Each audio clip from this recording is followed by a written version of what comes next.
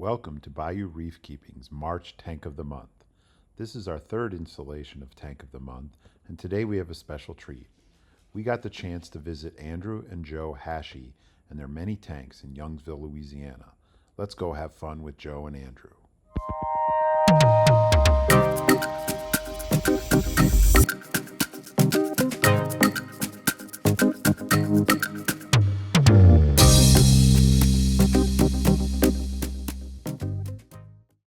Joe, Andrew, thank you so much for inviting us here out to Youngsville to see not only the tank, but the tanks that we have out here and see a little bit about the operation and what's going on. So first off, I want a little bit of background. Where did you guys start in reef tanking? Yeah, so initially we got into freshwater for about 7 to 8 years, and then that really got our interest. We went to the freshwater discus, which are essentially like super colorful tangs. The king of freshwater. So we reached expert level there, and then it kind of started getting boring to us. So I found the coral world from watching videos through there about 3 years ago. So we started bringing in a lot of coral just out of a little 20-gallon tank we picked up with 2 clownfish. And then I decided I wanted to go the nano side because I realized there was a lot of speculation on smaller tanks. Everyone wanted to go big tank to start with, but I didn't have the budget to go big. So I started with my little 13.5 with a Night Crew 50 watt for $100, and I just ran with it. And since then, we've built up a wonderful amount of grow out colonies, and now over the past year, I've been a lot better about keeping extra grow outs to really ensure that we can have nice tank grown species for the future. So I have to ask, so you went from the 120 gallon to how many tanks are actually here in the house today? We have 9 up and running systems. 9 mixed reef tanks and a couple breeding projects and a quarantine. Wow, so that's 12 tanks all in? Yes, Absolutely. with water in them. More to come. With water. I even saw one without water in it too. Yep, there's 2 without water right now currently, yes. How did you first, was there somebody that kind of introed you guys to saltwater? What got you started in saltwater? So what really piqued my interest was watching Jake Adams with Reef Builders and seeing him go and dive the reefs. And I noticed that a lot of the corals and stuff were in different locations than I would have expected based on the hobby. So with like zoanthids, people were always like lower light, lower flow. And then I noticed in the wild through these videos that they're in tide pools getting pure UV at certain points of the day when the tide comes out and getting smashed with flow from the waves coming in. And I noticed torches were like 20, 30 feet down, barely getting any par, just kind of flowing like a jellyfish. So I kind of just started to get skeptical about how everyone was keeping everything. So I tried to go more a natural route and put them in locations that mimic their natural habitat versus what everyone online was saying at the time. And for me, one of my coworkers was he had a couple clownfish in his tank at home. He was just kind of getting over it. We took his 20-gallon with the clownfish in there, and then we started really looking at the rocks and seeing all the critters crawling around in there, and we're like, this is a little cooler than freshwater. What's going on here? We got a light for it. We started throwing corals in there, and one of our good friends, Chris Abair, had invited us over, and he's got a huge reef tank, and from then that just had me hooked. Awesome. So you just mentioned Chris Abair. Who else has been influential along your journey here? A lot of people in the hobby around here. We try to take little bits of advice from everybody, as well as doing our own research. But as far as like the initial getting through that scary stage of the first few months of trying to figure out everything, Chris Abair was our biggest help for sure.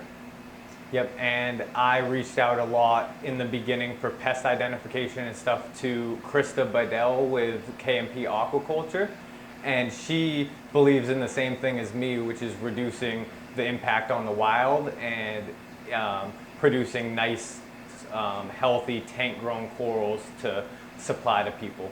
So I really fell on her strongly.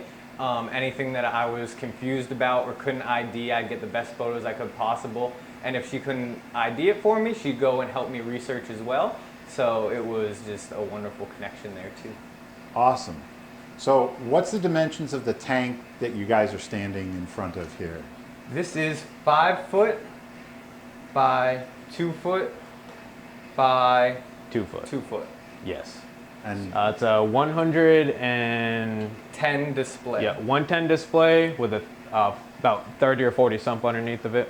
and is that the biggest tank that you guys have currently going? Yes. Yes, this is currently. Yep. What about all the other tanks? Give me just a rough So rundown. we have the 5 foot acrylic, which is 5 foot by 18 inches I by got about this. 2 foot deep. We got the 13.5 gallon nano tank that we started with still. We got the 40 gallon test tank, just a slew of stuff that we throw in there, see how it does. I get to test out my dosing and stuff like that, see what works, what doesn't. We've got the 60 breeder, we've got the drilled 75, we've got the acrylic 100, we've got the Red Sea 350, and we've got the Red Sea 525. Wow, that's quite. And what's the rough age of this tank and the other tanks? Some of them, I guess, the small one, 3 years, but what about the other ones? Yes, so most of these are, we've at least had them for a year to a year and a half, but the most recent would be our 75 in the bedroom, which I believe was about 6 months ago. But they were all moved into the new house here about 5-6 months ago. So they did have another little reset stage. But overall, I would say majority are about a year and a half set up to Yeah. our oldest, which is 3 years. So they all got moved, so we went through a couple of the mini cycles and ugly stages after moving them.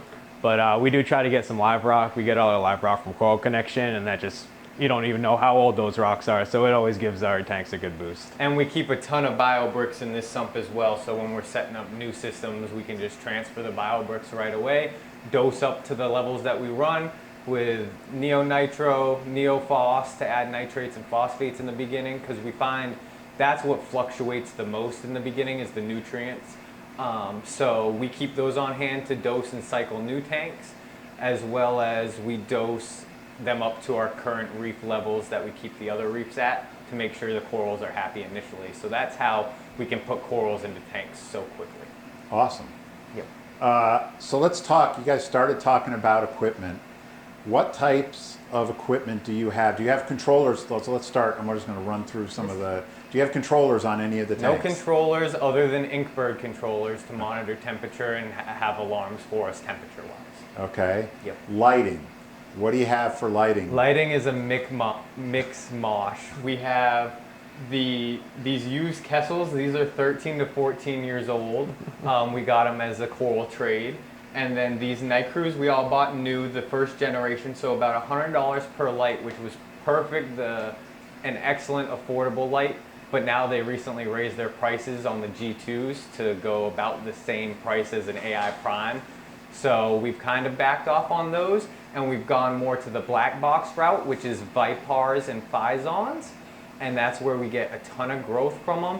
They're really affordable. We don't have to worry about breaking the bank. And they look really nice as well. So we do a mix mosh, pretty much whatever used ones I can find on Marketplace for a reasonable price, or cheap ones brand new. And yeah, we've done really well with them. So you're running all LEDs on Yes, your all tank. LEDs. All LEDs. No metal halides, no T5, Correct. no fluorescence of any kind. What's your lighting schedule for most of the tanks? Most of the tanks, 10:30 a.m. to 10:30 p.m.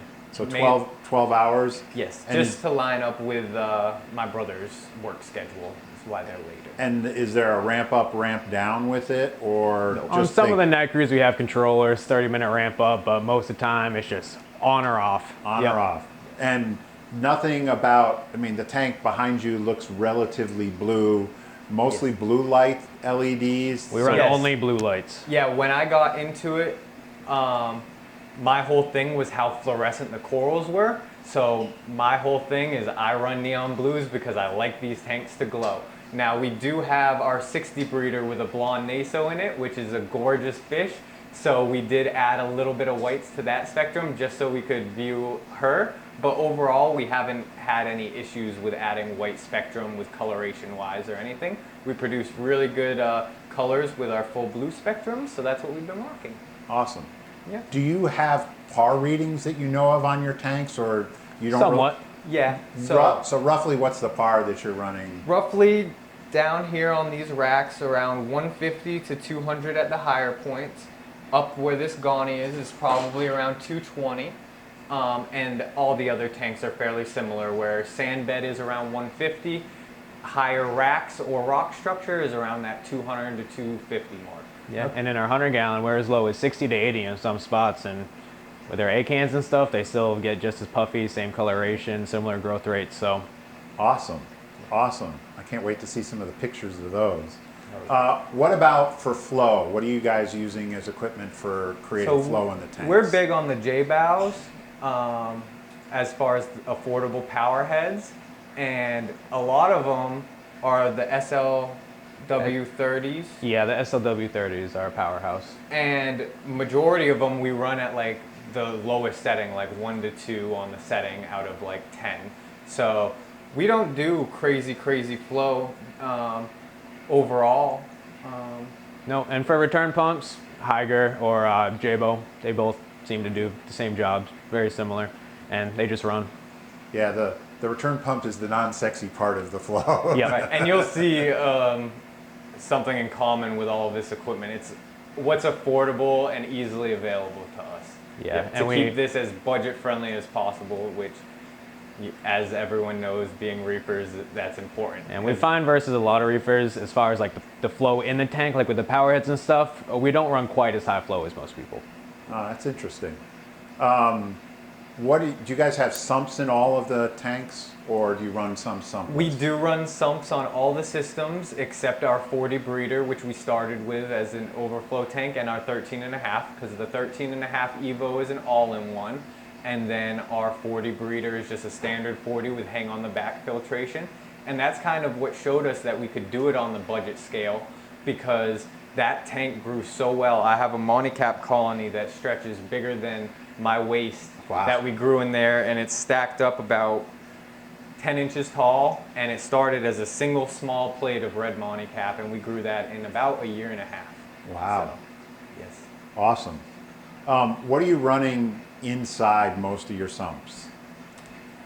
So we have with having no sand, it's important to get some extra flow going down through the media in the sump. So we'll throw a power head down there, whether it's just rocks in the sump or bio bricks. It's nice to kind of turbocharge it and have a little bit of extra flow going through there. And carbon reactors have been a huge help for us. And then we do the skimmers as well, which our go-to skimmer for our larger systems where we have room is the Octo 150s. They do very well for us, and we don't have to empty them nearly as much. We originally started with 110s, but we would have to empty them pretty much every day. So it became big, especially with our tanks that are stocked with a lot of fish. So I did overstock with fish in the beginning a lot, just to use as my kind of maintenance cleanup crew.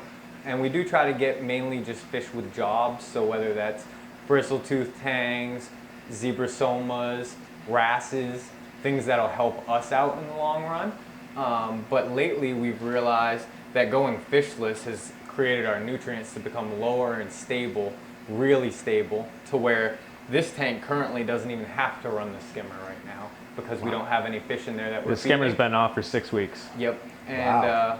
And it looks great. yeah, awesome. and with the euphilia, it really appreciates those lower stable nutrients, which lower for us is about 0.1, not 0.01, 0.1 for Phosphate. phosphates, and then I still shoot for 20 nitrates, no matter what. Okay. Yeah. So in the sumps, you're running skimmers. You've got some biomedia and pumps for the biomedia. I'm And assuming filters. you've got heaters in the sump. Heaters in Yes. the sump. What have I missed that might be running through and your then sump? we have filter socks and or filter floss as well to catch all the extra junk. And the carbon reactors? Carbon reactors. Yep. Do you run any of them have refugiums in them? No. No, we were running a refugium in the 60 gallon in the 40 breeder sump, and we had Chaeto growing really well, but then we realized that it was bottoming out our nitrates very quickly, so we ended up pulling it out and we never ended up adding it back in. Interesting. Yep. We would rather have a little bit elevated nutrients than none whatsoever. So Are you doing water changes in your tanks? when we cut up coral, we'll take out some water for the saw and stuff like that. but we don't go through and like suck out the mold or anything like that typically. No religious water changes. Really, if we see an issue with a handful of corals and we can't quite figure out, like, all the levels look good, we can't figure out quite what's going on with them, then we will assess and do a water change just to see if that does perk things up trace element wise and things like that. Well, so that was a good lead in, because my next question is about what are you dosing? Are you doing any trace element dosing? Yes. So we do alpha reef dosing, so that does have our trace elements. I don't do any balling methods as far as the trace elements go. Just whatever goes in, so just the all-in-one. Most of our tanks consume more calcium than alkalinity, so every week or two I'll go in and kind of just adjust the levels with some Fusion 1 or Fusion 2. And then we try to bump our magnesium way up there. Even with dosing the alpha reef, it typically doesn't get it up. Our salt mix is about 1300. We shoot for about 1450 magnesium. So just do the BRS mix with the Epsom salt and the magnesium chloride and just dose it up where it's got to be. So you mentioned 1450 is your target for magnesium. What's your target for calcium? I don't really, so I use the online calculator to match it to our alkalinity. So there's a certain ratio with it, but the ideal goal, what we shoot for, is about 9 alkalinity and about like 440 calcium. Okay. Yeah, All right, 430, 440. That makes sense. Phosphates and nitrates you already talked about. 0.1 for phosphates and roughly 20 for nitrates. Yeah, so for phosphates, most of the time we shoot for any, like between 0.2 and 0.4 seems to work out really well for us. Really, that high? Yeah, Yes. that high, and between 20 and 30 nitrates. And I do try to keep the ratio between the two stable. So if I got, on the lower side, like 0.2 phosphates, shoot for 20 nitrates. If I've got higher, 0.4, I'll shoot for 30 nitrates. We use the 100-to-1 ratio for nitrates to phosphates. That's what we aim for. But if the corals are happy and they're slightly off of that 100-to-1, we don't stress over it, but we just keep it in the back of our mind and make sure that no crazy algae are outbreaking and stuff, because that's what happens usually when they do get in a real imbalance. So, yeah. What are you testing? Well, one more thing, salinity. What do you run your salinity of your tanks at? 1.025. 1.025. All right. Lower, higher. Oh, one thing we didn't notice on our equipment, we don't have any ATOs, so Yep. we just go around, glug in a couple gallons. Yep. No problem. I hand top off about 8 gallons a day with these systems. That would be one thing that would drive most of the reefers crazy, I'm sure. But just at our volume, where I very much believe in independent systems for pest management and stuff, in case I need to shut a tank down, because I am on the sales side moving corals to individuals. So this way, if there is an outbreak of a crazy coral eating pest, I can fully shut down a system and just use my other systems until it's fully taken care of. So if we did run ATOs, it would be 9 separate ATOs, and the more ATOs you add, the more likelihood of an issue to pop up in my eyes. That adds complexity. Yep. So we talked about the major things that you're testing. Is there anything else that you're testing regularly the levels of in any of the tanks? No, the big 5. Yeah. Okay. Alkalinity, calcium, magnesium, phosphates, nitrates. Do you guys do any type of like ICP tests, send anything out for? We haven't yet. No, we do do not. We plan on sending some out just to see, as we are curious. And we do have some sitting that we need to send out, but we haven't for any dosing reasons or anything. Yeah, like we that. haven't seen too much of a need for it with the colorations and stuff that we're getting, and just the continuous growth of things has been looking all right. So. Awesome. Well, one of the things I wanted to talk about a little bit special with you all is you guys are effectively running a business out of the home, and doing a great job. I know a lot of people appreciate the corals that you guys are bringing. So what got you started down that path? So that was my journey, because I noticed when I was shopping online, a lot of things would show up not what the photo looks like, or they would show up as completely different corals, or just the size would be a lot smaller, or the they'd health be wasn't fresh there. imports without people notifying you ahead of time. So then you'd have issues with those corals, and I would think, oh, it's my fault, when in reality, they had just got it shipped in, shipped it out again, and then it was mad from that, and then it just slowly passes away. And that's one of the big things I wanted to change, was I wanted to set up so people could come in person, see exactly what they're getting right in front of them, be able to choose, see the true size of the corals. And then people ended up wanting me to bring them the corals, so all I use in my photos is just an orange filter to dull out the blues and show what I see in person to my natural eye. And that's what I try to do. I just try to take as accurate of photos and as accurate of size representation as I can. And then also just aquaculture. I really am big on aquaculture. I don't think enough people are doing it. There's a lot of people in the quick flip game, which, like I said, that almost took me out of the hobby in the beginning, because I got a bunch of torches that were not tank stable, and people lied to my face saying that they had had them for a while and things like that. So then I just slowly lost them over a month or two, and I thought the issue was with me when they weren't stable in the first place to begin with. So although it probably could have been a little bit of an issue on my end as well, I just want to be the person that can fully sustain myself and sustain the people around me with gorgeous tank growing stuff that I know will do well. That way, if it's not doing well in their tank, we can troubleshoot it together and figure out how to get it to go good. So I've seen your business evolve a little bit, because I think the first time I came to visit you were in a much smaller place than you are Absolutely. now. But the thing that I've seen, so you do regular trips around pretty much the southern part of the state. I'll say the I-10 corridor and south is Yes. where I see you doing that. What are the places you go to around that, so people can know? Yeah, so I travel from Youngsville, starting in Youngsville, which is where we're located now. I go either down 90 through Kenner, and then I come up and I can go up through Slidell or up over the bridge to Mandeville. And I do that loop, and I come back 12 onto 10 through Baton Rouge and Gonzales, and then I wrap back through Lafayette and come home. So a nice big, I believe, it's about 300 to 400 mile loop every week. Wow. And I noticed that you've just started shipping corals. Yes, I Yes, have. we have. We had our first successful shipment all the way up to Washington State. So Awesome. yeah. Yep. So you expect to be doing more of that, I assume. Absolutely. So, like I said in the beginning, K&P Aquaculture, Krista has been fantastic to me through everything. So I chose her as my first test shipment. We did a nice coral trade, so we swapped corals. That way, if anything happened to my shipment, I didn't have to worry about it. I was just gonna not have her send me a package if anything happened to it. And we shipped out when there were 40-degree temps that night at the hub in Kentucky and in Washington.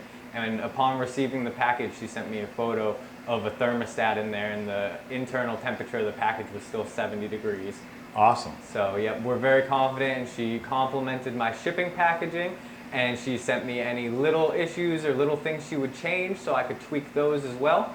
But I mainly learned on my packing already from receiving so many packages, Yeah, that I you can really kind tell what of could does tell good. what works, what didn't, and also how I want it to look, because I want to be professional about it as well. I want people to know that these are my babies. I care about these more than anything. So I want everyone to know that they're getting the best of the best when they're with me. Well, Bayou Reefkeeping, watch out, because Andrew's going national. Yeah, absolutely.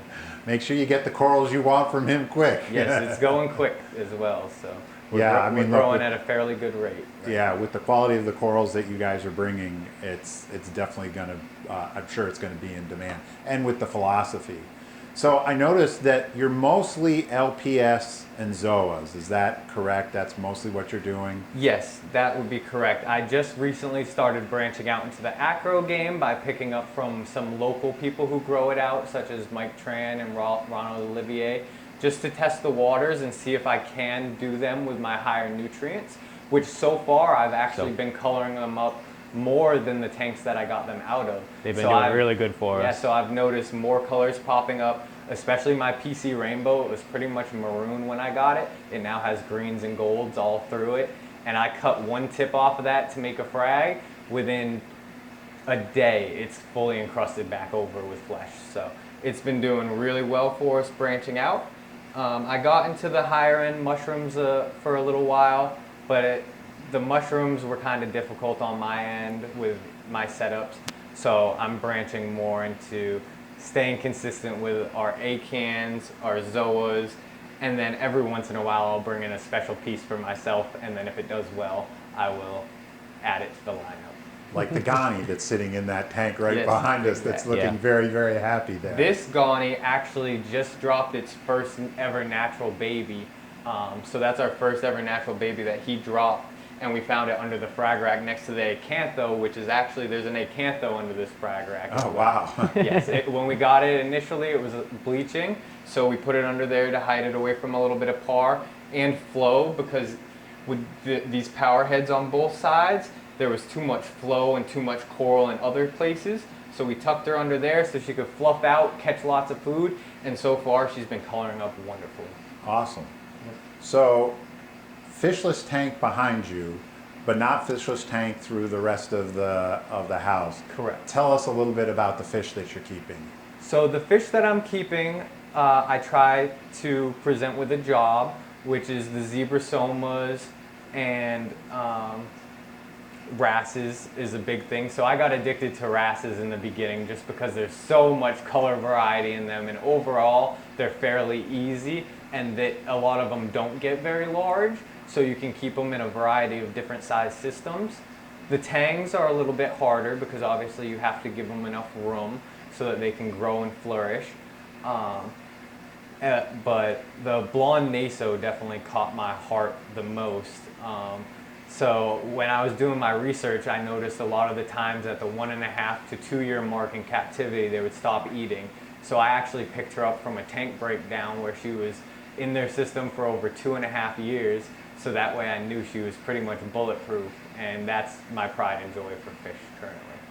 So I was going to ask, so your favorite fish is the naso. Joe, what about you? My favorite fish is the blonde naso, the rabbit fish that we have. Got a huge gold spot rabbit fish. She is awesome, so personable. And then the eels are super cool too. The eels don't have much of a job, but that's kind of, I would never admit it, but I love the eels, and Drew knew that. So someone's rehoming a couple and giving them a great home now. Yeah, Well, the black ribbon that you guys have is a gorgeous So fish. cool. Yeah, so I do tend to do rescues now and again because obviously the eels don't really have a job in a reef tank, other than keeping my nitrates up a little bit for my corals, which is good as well.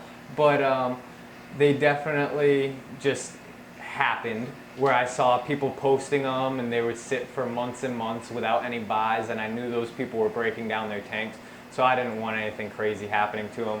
I knew I had enough room to give them a good life, so I ended up picking them up, and they're characters, and they're so much fun when people visit. Yeah, and you can't forget about everyone's favorite fish, the mandarins. Love the mandarins, and they do a yeah. job. Yep, They are some of the prettiest fish out there. they are, and we definitely- have some big ones. And they're friendly. They Yes, love I seeing remember that us. from when I visited. I was impressed at how large they had gotten in your guys' tanks. So corals. So you talked a lot about it. What, look, behind you there's probably 70 different corals in that tank. There's no way we're going to list them all. But what are some of the favorites that you'd like to talk about? My favorites are Ghanies for sure, particularly tank-grown Ghanies, because then we can frag them. One hard part with the Ghanies is wild colonies do not take cutting very well. You have to hold the wild colonies for at least 2 to 3 years to even have a shot at cutting them and them recovering. In our experience. So a lot of these, pretty much the only corals that I bring in that are wild initially will be Ghanies, and I'll bring them in just because they're pieces that I like and I want to keep and hold for a while, to then get them to drop natural tank-raised babies, such as the big one did for us a couple months ago, which is really exciting. I love the Ghanies, more so about the challenge, because you hear so much about how they're used to be impossible to keep and how big they are on the trace elements like we were talking about earlier, and just seeing them flourish and do good for an extended period of time is just awesome. And then and I love the gratification of some really nice zoas finally taking off, watching it go from a small frag to just either covering the glass or the tile or the sand bed, and just watching them explode. Awesome. Awesome. is the Ghani here your favorite Ghani? Which one's your favorite, Andrew? And same for you, Joe. What's your I would favorite? say the glitter bomb, so I was probably covering it a little bit, but the glitter bomb Ghani has to have a special place in my heart. Now, I don't try to talk about it very often because you know how that goes with favorite corals. If you talk about it or look at it too much, then you might lose it. So she just sits in the corner here and does her thing. My favorite's the big one. Just seeing how big it can get is just absolutely amazing. Definitely catches your eye when you walk into the house. You look down. One of the first things that you see is just that huge. It's almost the size of a soccer ball sometimes. When it gets really happy, just blowing in the breeze. It's definitely my favorite. I love the long tentacles on it. Yeah, I love the corals that give the tank movement like that. Absolutely. What about inverts? So I think I see some snails back there, but do you have inverts in any of the tanks? So the only inverts we have are porcelain crabs in our rock flower mixed mosh reef, where we kind of let things go in it. They're cute. Very, very So cute. that's our test system, our 40 breeder, where any rock flowers that are too small or anything for me to do anything with initially, I'll put them in there and grow them out, and I just let them do their thing in there.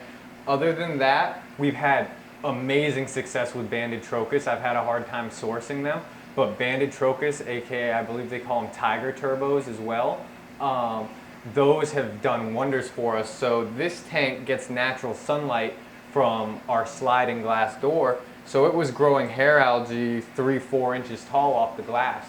We put 50 banded trochus in this 110-gallon display. Within 2 days, they ate all the algae. The first day, they ate it all off the glass as if I had scraped it. Then it floated on the frag rack. The second day, they came, completely cleaned the frag rack. Third day, I was feeding them nori, hoping that they weren't going to starve. So they've done wonders for us. So now we just stick to the snails. Initially, we were doing Mexican turbos, but we realized the mortality rate was pretty high on them. And then they don't do much. They kind of sit stagnant for 3 days to a week, and then they'll come and cruise around for like a day or two, and then they'll go back into hiding.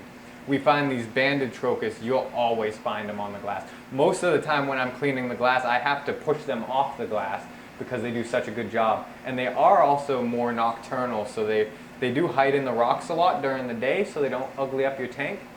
And then they can spawn in your tank as well, which you know, Mr. David, because I got a handful from you initially as well. And you forgot about our Stomatella snails. That's what I was going to mention next, yes. So we also do tank-raised Stomatella snails. So I just got them coming in on corals here and there, and they started spawning in our systems for They just us. blew up. So now at nighttime, we'll have hundreds of Stomatella snails come out of the woodwork. Wow. And they do great for us. And I love it because it's another one that naturally breeds in the tank, and they don't ugly up the tank because those are pretty much fully nocturnal. So the only place you're going to see them is really dark parts of the tank or at nighttime. So they don't, ugly up the tank at all. They just are workhorses, and they really do a good job. And I forgot to ask this earlier, but given looking at this tank and the others, you're running bare bottom in all of your tanks, is that correct? Majority. So our 60 breeder with our Zoa growouts are on sand, and it's very nice for fragging and cutting them up because they'll just grow on little pieces of sand, and that way we can glue the sand to frag plugs and just cut the very little bit of connecting flesh. So it's not invasive on them at all. But overall, with the types of corals that I grow, such as scoles, I like having random plate corals and things like that. We notice very quickly, even if you don't have a sand sifting fish, if you have fish that kick up sand onto them, that you can lose them overnight. So that's where we transition more to the bare bottom so that we can have more variety of corals without having to worry about them every night. And it's much easier to keep the nutrients stable for my side of things. Because with the sand, you can get bacterial blooms where they consume a lot of it, and then other times it can trap stuff. It's just easier to keep them kind of in range for what we're shooting for as far as nutrients go without having them go either way up or way down. Well, where nutrients come from if you're not dosing them is feeding, which is my next subject. Yes, most certainly. So what are you feeding? Let's start with the fish. What are you feeding most of the fish and the eels? So we do a phyto and mysis mix broadcasted to all of the tanks. So what I do is I will fill a squirt bottle with, completely fill it with frozen mysis. Then when it defrosts to about half that volume. I'll add either an extra quarter to a half of that Phyto, and then I'll water it down with RODI because our nutrients have become stable. If our nutrients are lower and we're trying to bring them up a bit, I'll do full Phyto mixed with the mysis, and we broadcast that. And every once in a while, I'll add pellets in to switch things up. And then for the fish, the tangs also get nori, which I noticed actually the wrasses really appreciate nori as well. So a lot of our fish, especially our tangs, were actually trained to eat from the nori clip by the wrasses. So I think that's really funny. That is funny. What about the eel? Is he just eating the mysis? Oh yes, so the eel, in there we have a ghost ribbon, which he's the newest addition in there. So he hasn't been as courageous as the other ones, so he collects up any extra food under the frag rack that falls between that the corals don't catch. As for my other ones, they eat the big krill, and my large ribbon will eat 6 to 10 krill every day, no problem, if he can. We feed about every 2 to 3 days for them, just to keep nutrients down, and because they really just don't need it every single day. And then my snowflake eel in there as well, he eats the krill, and he comes out with fury for that krill. Yeah, he loves it. And I raised him from a little tiny baby, and he's now about a little over a foot, and he's getting really thick. So he's one of my babies for sure. Is the krill freeze-dried, or is it frozen krill? Frozen. Frozen. Yep. So you're pretty much doing frozen food across the board with them. Absolutely. Nothing additional for the corals other than the Phyto that you're dosing when you Correct. feed. I don't do any coral-specific foods unless it's a new tank that we have to raise the phosphates on. We strictly use it as a tool to raise phosphates, but I typically don't spot feed any corals or anything either. I just broadcast it to the whole tank and let whatever corals catch it. And if I do notice like a scully or something is having his mouth open more than usual, then I will make sure they get a couple pellets or frozen food as well, and make sure that they get it without the fish stealing from them. But overall, we still don't really have to spot feed. Yeah. It's more for fun just to see the feeding reaction when we do. We don't find a need for reef-roids, and as far as aminos go, maybe a little bit after we frag, that's really it. Awesome. All right, so we talked about feeding, we talked about the corals. Tell me about some of the challenges you guys have had along the way with the tanks. Absolutely. So initially, in the one-bedroom apartment we were working out of, so that was an issue in itself, just space-wise. For about the first 1.5 to 2 years, I was sleeping on the couch, taking care of the tanks. That's how dedicated I am. I wasn't even worried about having a bed. I'd rather have more volume for the tanks. We also had a standard 75 with a canister filter, an FX4 or an FX6. FX4. And we realized that keeping nutrients stable in that was very difficult. They would raise really quickly, and then our levels would fluctuate a lot, and the canister would naturally purge every 24 hours. And we realized if snails got in there, they would stop it from restarting. And then when it stopped restarting, it would just build up this crazy smelling stuff. And so Speaking of the canister filter, so we took all the sponges out. We were just going to run media in there just to have a little extra biofiltration. And so we put in some dry rocks. There was something in those dry rocks, some heavy metal of some sort, and it just made everything in that tank close. And it took a good 2-3 months for the zoas to open back up. The acans didn't care, but basically everything in that tank just closed up for like a solid 2 months, just burned them down. Wow. Yeah, it was weird. But we ended up getting everything to recover from that tank. And initially we had some troubles with alpha reef as well. Yes, we had alkalinity unreadable for many, many months. We would do it really low. very, very high. Yep, like undetectable on my Salifert test kits. I would go through the whole syringe and then need to add a couple drops in to get it to change. So, but really no ill effects to the corals, which was very surprising to me. It was really just those rocks that we had thrown in that tank that really set everything back. But yeah, I figured out go slow with the alpha reef and just really watch your levels until you get it dialed in. But now after doing it for a couple years, it's it's really not that bad. And we had issues with our first salt that we would use, as well as when we first started, we were relying on local fish stores for RODI water, and we realized that a lot of them were letting TDS through still, so we were battling a lot of algae in the beginning because of that, as well as we were using blue box Fritz, which we realized the batches vary a ton. So some would have perfect calcium level around 420, 430. Then you get a new box and it would be like 350 calcium. So if you did a big water change with that, you would really swing your levels, and the corals were not happy that way. That's how we messed up at our first show. We thought that it was mixing to our proper levels that we were running, and it ended up being 350 calcium instead of the 450 that we were running. So when we introduced our corals into that frag tank at the show, which we bagged all of our corals initially for the show, which we've learned not to do that now, but they really took a hit. Actually, one of the only things in the tank that was happy were the Gawnies, but everything else was mad sliming. We used white egg crate, so the frag tank looked foggy. It was a big learning hurdle, and that's where another one of my big helps came in, which is Spike's Coral.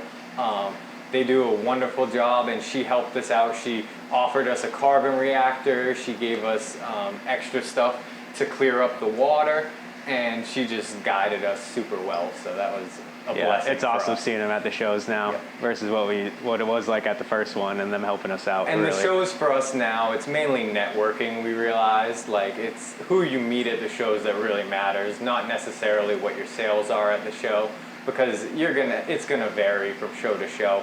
But it's really those connections you build at the show that go a long way. How about any pests? Have you dealt with any pests along the way in the tanks? So yeah, we've dealt with mainly Aptasia and Vermitids, which are very difficult because dips and things tend not to kill them or affect them. But we've learned F-Aptasia. For Aptasia, you kill the flow, let it solidify, and it does a really good job without spreading the Aptasia at all. Epoxy and super glue for ones that are on overhangs that you can't get out. And then if the epoxy and super glue doesn't end up smothering them, it usually will make them move to a location where you can use the F-Aptasia. And then the super glue comes in handy if you have any on like zoa frags or anything like that. You can super glue over them without burning your zoas. And even if you specifically glue over a couple zoa heads or anything, you wait a couple weeks for that Aptasia to die off sealed in there, and you can peel that super glue right off and the zoas will open up. So it works out really well. I'm definitely going to use the idea of I've got a couple in a trouble spot that I've not been able to reach. I'm going to definitely think that's a great tip that I've not thought about. What did you do? So what did you do with the vermid snails? How did you deal with Vermitid snails, we really only had a big issue in our 60 breeder, which is our SPS and Zoa dominated tank, which is a funny mix, but it works really well for us. When I bought all these tanks used as breakdowns, so when I bought that one, I bought all the livestock with it. And the live rock. Yep, and he would religiously dip all of his corals, so the only pests he had, he didn't have bristleworms or anything to consume extra food, he only had vermitids, so they repopulated like crazy. So what we've found is having stelmatella snails, banded trochus, bristleworms, really pays off in the long run. Really having a variety of cleanup crew and not just letting one thing take over, because that's when it can get really ugly. So we ended up just swapping all that live rock out with new live rock, hand-picked from Coral Connection. And that's how we dealt with that. So these last couple of questions reminded me of some things I wanted to go back to. The first one is, so you mentioned Fritz was the salt you were using. Yes. But that means it's not the salt you're using now. Correct, What salt are you using now? So we are firm believers in Fauna Marin, which Coral View, which is the local supplier here, wholesaler, supplies as well. So it works out really well for us. But I believe it's a salt mixed and made in Germany, and it's just a really nice, mixes clear. We would notice with the Fritz blue box that the containers would end up getting stained this yellow color over time and just really dirty, and it would take like 30 minutes to mix up the salt. This fauna marin, it mixes almost instantly. Within 5 minutes, you'll have crystal clear water. Yeah. It doesn't leave any residue behind, and it matches as close to our levels, so we don't end up spending as much money on dosing. So that was our thing too, was the fauna marin is a little bit more expensive because everyone always asks about cheap salts. But if you get the cheap salts that aren't matching your levels and you dose them up, it ends up being the same cost anyways than if you just mix the salt and you're doing more work for yourself. It ends up being a really good salt for a mixed reef tank. Yeah. Awesome. So you mentioned before that you don't have any, other than a couple of crabs, you don't have any hermits or any shrimp in any of your tanks. No hermits, no It's probably shrimps. unusual for most people. Yes. Why? If I have a hermit crab, I have one scarlet red hermit crab in my 13 and a half, which are technically the only reef safe ones, but in my eyes, they still aren't because we have a big old acantho in our 13 and a half, and I've watched hermit crabs climb up the silicone, fall on top of the acantho, they can't get out, so they're stabbing it with their legs, and they'll create little infected spots by stabbing it. And then if that's not the case, we found them on our acans and zoas sitting there, cleaner shrimp. We've seen peppermint shrimp do it, and we've seen hermit crabs all pulling tentacles right out of the acans. Yeah, I So spent we about don't an hour use trying to catch a cleaner shrimp after it was eating one of our alvinoporas. It was a big pain. Yeah, and even catching a cleaner shrimp out of the 13 and a half took about an hour. So with these big tanks to get them out, it's just a nightmare as well if they do go All right. rogue. What are your future plans? What are you guys planning to do next as it relates to the tanks? Yeah, so our plans for the future are to fully go nationwide with our shipping and really get putting out packages and branching out from just being local, which of course we will still be local and I will still do my runs, but just broaden the horizon for us so we can keep and actually make this a viable business overall. And then doing more shows, more show participation is a big one as well. Yeah, and I got the acro bug, so that's kind of next up on my list is to start getting into the sticks a little bit heavier. We've got one system to set up, and I think it would work out really well. We've got a big T5 light bar, and we got some LEDs sitting ready for it, so I think that I like the challenge of it, kind of similar to the Gaunies, where I can kind of play with them a little bit. We do pretty good with the caps and the other acros that we have already, but I think to maybe bring up the power a little bit better, watch nutrients, kind of see how they react to different scenarios. Yep. And I plan on getting at least 1 or 2 lagoons in here as well, just easier tanks to work in. This is pretty much our deepest tank right here, which it is a pain to work in, which is why I left enough room behind the tank to where I can get behind it in case corals fall back and things, because a lot of them I can't reach from just going through the front. So slightly shorter tanks as grow outs and keeping that horizontal space for me to continue to grow out more corals and keep more grow outs for the future. Awesome. All right, so a couple of kind of special questions that I'd like to ask. Yeah. We're in Louisiana. We deal with hurricanes. We do. We deal with power loss. Yes. What do you guys do if the power comes out? You clearly have a fair amount of money invested in stuff. What's the Yes. plan? So the plan is insulate the tanks. We have foam and bubble wrap as well as cardboard, anything you can use to insulate the tanks, especially in cold weather. For the warmer weather, we do frozen RODI. We keep the freezer full of frozen RODI, and we keep battery power backups for aerators. Yeah, just the And baby that's bubbles. Just make sure to keep agitation. And if something's really coming where we need to go, we're just gonna pack up whatever we can, our nicest stuff. Just take it with us to a hotel, just like how we do the shows. Fill up a tote, throw as much as we can in there, and hit the road. Yep. Awesome. So, what's the best piece of advice you've gotten along the way?